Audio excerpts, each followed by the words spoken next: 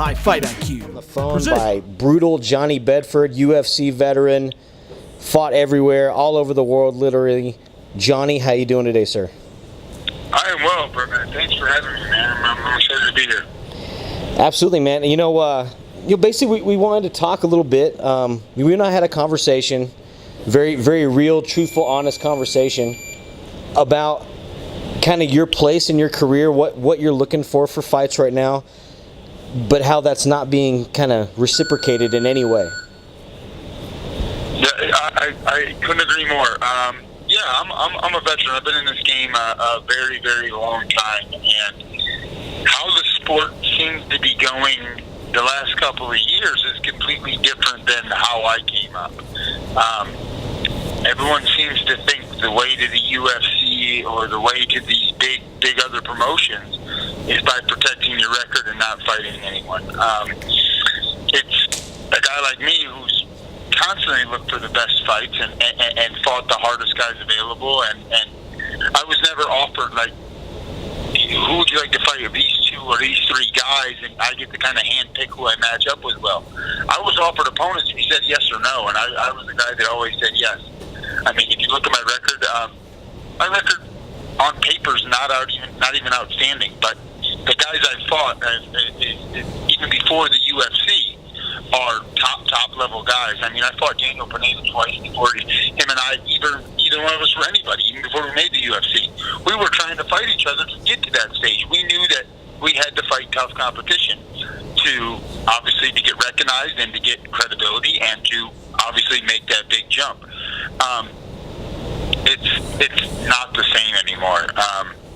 I'm a little I don't want to use the word heated about it right now, but I'm right in the center of it all right now. Here I am at 6 fights in the UFC. I'm going to argue with anybody that I was 4-2 in the UFC, but my official record, I can't deny it, is 2-3-1. I think there was a no contest that was on its way to being a win for me, and I think there was a no contest that I thought I definitely won and was told by the UFC officials immediately after, congratulations, how I won. That got turned into a no contest, and then just a terrible TKO referee stoppage that on a fight that was completely going my one way. I got hit with one punch when kind of my feet were underneath me, hit my back, locked up full guard, grabbed two wrists, and a Texas referee of all people running and stopped the fight. So, I don't make excuses. It is what it is. I was 2-3-1 in the UFC when they released me. They told me that I need to win a couple fights and that I could just as easily come back. And I've seen guys do that in the past. Since my release, I have fought 4 fights. I'm a big draw up there in the Detroit area because I was born and raised in Toledo, Ohio, not far south. So I went up there and fought for a promotion called the WXC, and I fought their title holder, and I knocked him out. I took their belt. I was then scheduled to fight a loudmouth kid from Michigan up there from the Detroit top team named Mike Hernandez. He promised that he was going to whoop my butt and retire me, and I'm old and blah, blah, blah. But we were scheduled for my second fight. He pulls out 7 days before. Thank the Lord they found some 23-year-old kid that had big enough balls to step up and fight, and he actually did a really good job. But I ended up stopping him then in the 4th. And then I got my fight with Mike Hernandez, who was like 13-2 at the time, and I completely outclassed him. And at that time, then of course, one of his teammates wants to be the tough guy now, and that's Lewis signed Cody Stamen. Cody Stamen has threw a water bottle at me, and I'm an old man, and he'd embarrass me, he'd smash me. After I completely just outclassed his teammate, I thought it was funny. So I thought that was going to be my next fight, and I thought that would be my ticket back to the UFC. This kid, he's got a pretty record. I wanted that fight. He was 13-1 or 14-1 at the time. I wanted that fight, and when it came time to make that fight happen, Cody Stamen was nowhere to be found. He wanted nothing to do with this fight. So he acted like a tough guy in a cage one time, and he ran for me. So we asked for the WXC. He tried to hide and use a promotion in his backyard that we can fight there, but it just never worked out that way. I was not against going to his backyard. I'm looking for the fight that's going to get me my next big paycheck.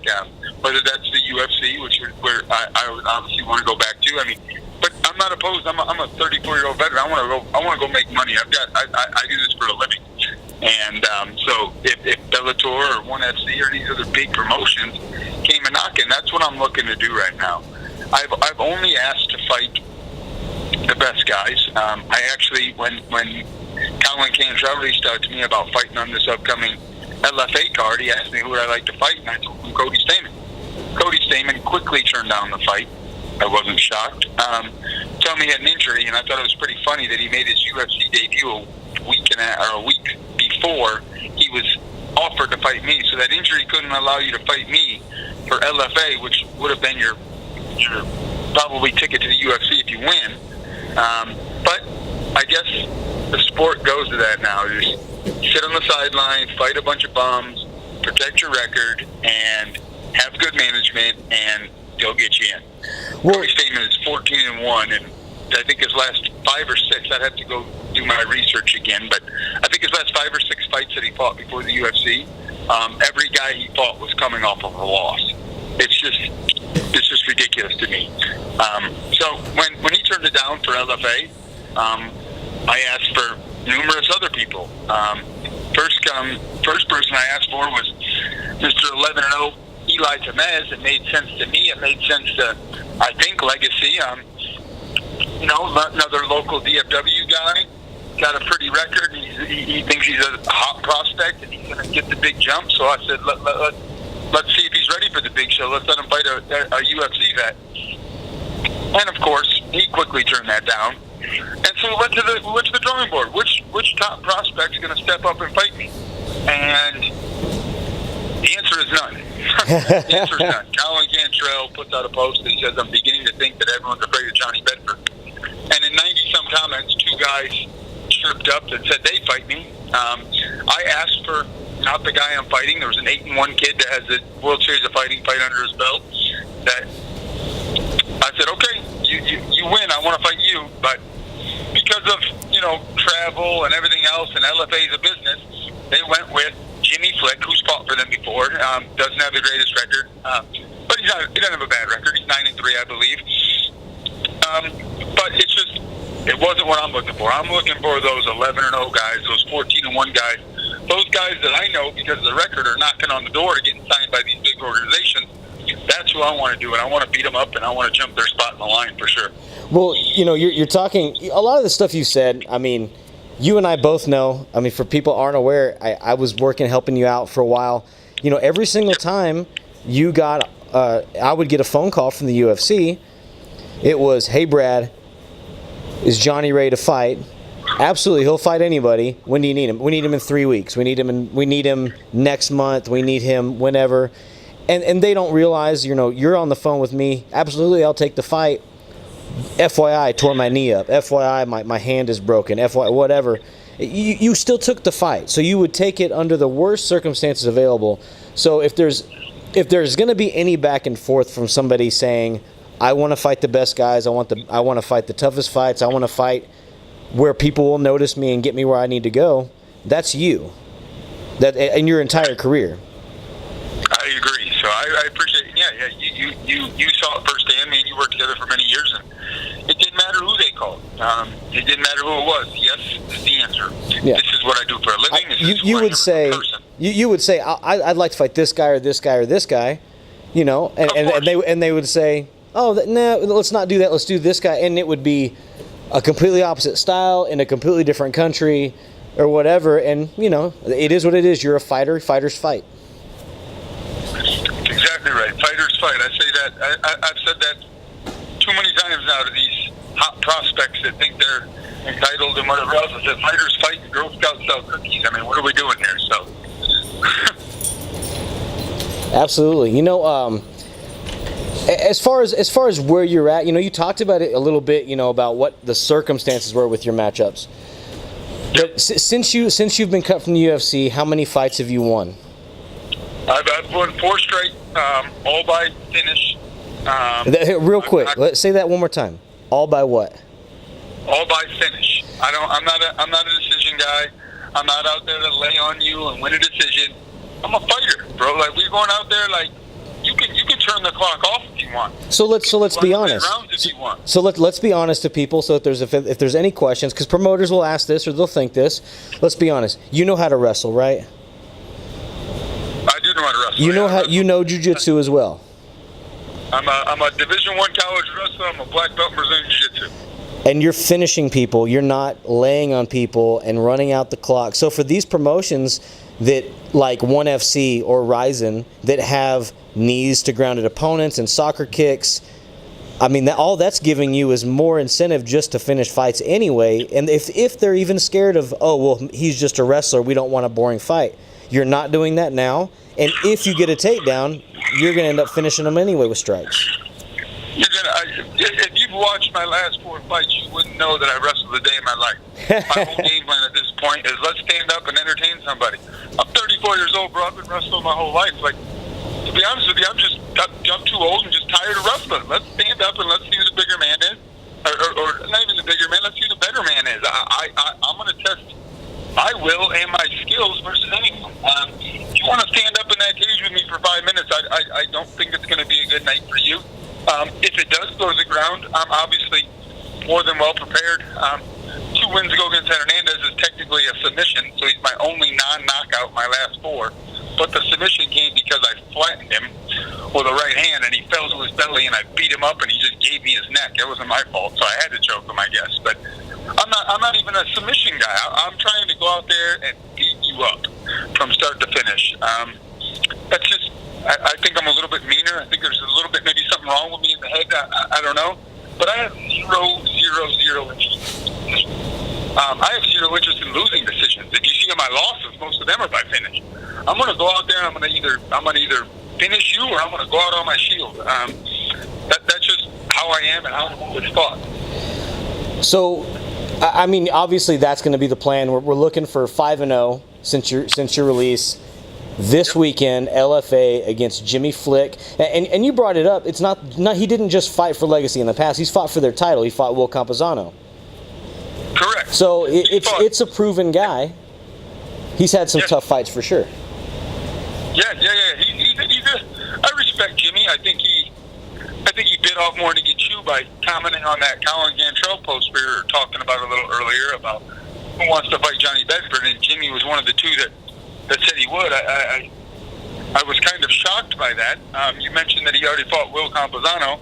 I cornered him against him with my hot prospect out of my gym, Levi Miles, fought him, and Levi beat the snot out of him. Now, I think that actually, it's probably going off on a tangent a little bit. I think it's more pressure on me because I think everyone thinks, oh, Levi smashed him, Johnny's going to smash him. I don't think people realize just how good Levi Miles is. I think Absolutely. Levi Miles can smash guys that are in the UFC right now. Levi Miles is going to be a world champion one day. That kid is super talented. So, I would rather not fight someone that my 21-year-old kid has already beat the hell out of. Now it's just automatically expected that I'm going to beat the hell out of him. And, which I am. I'm going to beat this guy. I'm going to beat him up. But again, I would rather have not fought someone whose 2 of his 3 losses are the guys that I share a mat room with numerous times a week, and that's in Levi Miles and Will Campazano. He spoke right earlier. Absolutely. So, I think if we follow MMA math, you should come out with a finished victory. However, MMA math doesn't always work. That's why we have the fight. So I can say definitely if people want to see something exciting, they're going to watch LFA on Access TV this weekend and support Brutal Johnny Bedford. If you want to watch it, if you want to be entertained, I highly recommend tuning in Friday night. It's a really, really exciting weekend for me. I've got a really good camp of, for some reason, super young, talented guys. I've got a now 19-year-old black belt who's fighting on the amateur card, making his last amateur fight. And I've got Levi Miles, and all 3 of us fight the same weight class. But this is going to be a good weekend. Levi Miles is the co-main event, and I'm the main event. We both have reputable opponents in front of us.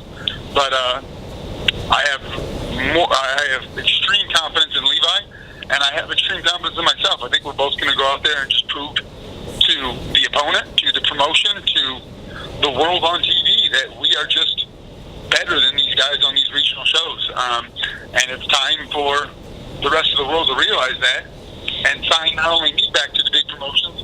I don't think Levi's right behind me. are far behind me, I should say. Well, I think the results speak for themselves, and the performances as well. So, good luck for this weekend. I mean, you know, obviously, we can go a couple months without talking to each other, and we see each other, it just picks right back up. So, I, of course, am going to be rooting for you. And I do appreciate you talking about this, because this is called HiFightIQ. This is not called Dumb MMA Show. I mean, we're trying to get the young guys that watch this stuff to understand there's more that goes into training and fighting than just the physical aspect. I mean, you have to think about your career. You have to think about different philosophies for moving on. One of this is yours, just fight people, and you're going to get somewhere. And the others is, you know, let's pick some opponents. Let's take breaks as long as possible. You know, there's two different ways of thinking. I think obviously yours has a lot of merit to it, especially for guys that are older like myself. That's where we came from. Yep. I mean, and that's kind of how I ended up with LFA. You talk about, you talk about high fight IQ. I mean, I can go on a whole rant about the fight IQ of the actual fight itself. I think that these younger guys just don't understand, like, how to win fights or how to win rounds, and the fight IQ is lacking. But there's fight IQ outside of the actual fight too, and that is kind of what brought me back to Legacy, or LFA, I should say now. I know that LFA is the number one feeder back to the UFC. For me, it would be back to the UFC. They gave me an opportunity to fight here locally. I'm from Dallas-Fort Worth, Texas. I own a gym here. I haven't fought in DFW in like 8 or 9 years or something like that. So it's really exciting for me. You know, it's a big opportunity. It's a nationally televised fight. It's a main event fight. I get to pack the arena.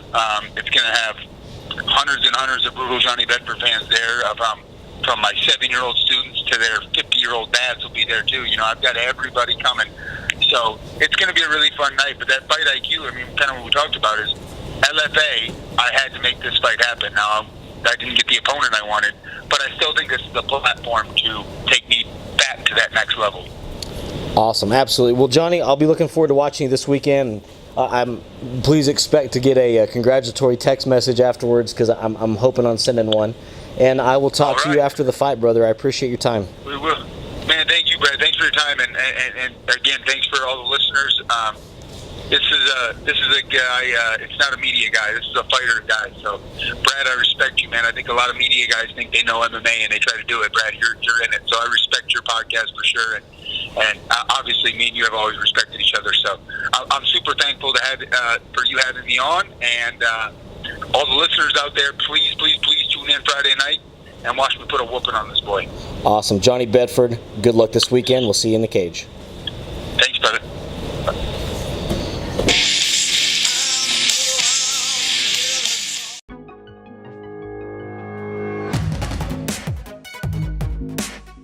HiFightIQ, presented by Expanse Energy.